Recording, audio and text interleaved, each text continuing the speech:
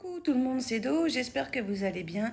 Petite discussion entre vous et moi, entre toi et moi. Bref, tu sais, je sais, on y va, on avance.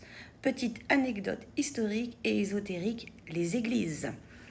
Eh oui, parce qu'il y a aussi de l'ésotérisme là-dedans.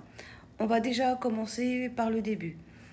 Donc, les églises sont en direction de l'Orient. L'Orient dans le sens orience en latin, orienté, orienté vers l'Est. Le lever du soleil. Et il faut savoir que en fait, l'hôtel et les bancs, etc., sont face au soleil, que la lumière rentre, que la lumière pénètre et que les gens, justement, soient habillés de la lumière parce que la lumière, encore une fois, réchauffe. La lumière est divine, la lumière nettoie, la lumière, la résurrection, la lumière, Jésus-Christ. Donc ça, voilà. À savoir que toutes les églises ne sont pas spécialement toutes orientées vers l'Est, parce que ça dépend aussi à quel saint a été louée l'église. Et donc, selon les saisons, le début et le coucher du soleil n'étant pas la même chose. Voilà. La part ésotérique maintenant.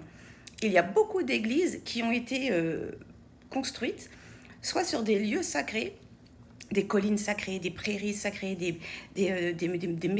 mégalithes sacrés. Enfin, il y avait comme ça des endroits où on mettait des légendes et des croyances.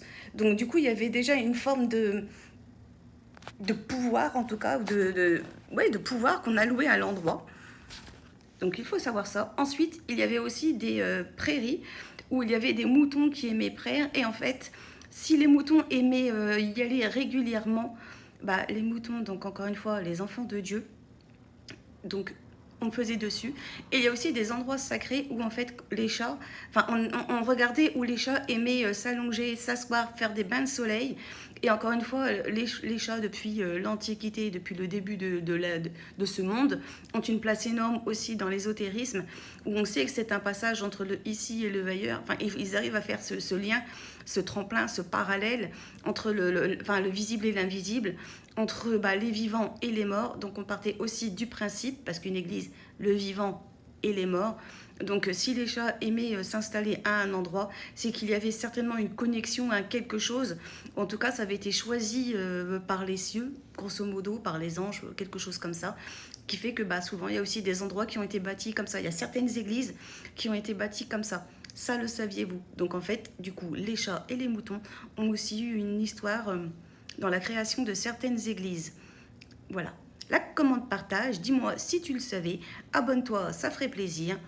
Des bisous, je vous aime et comme d'hab, vous savez, ciao ciao, bye bye.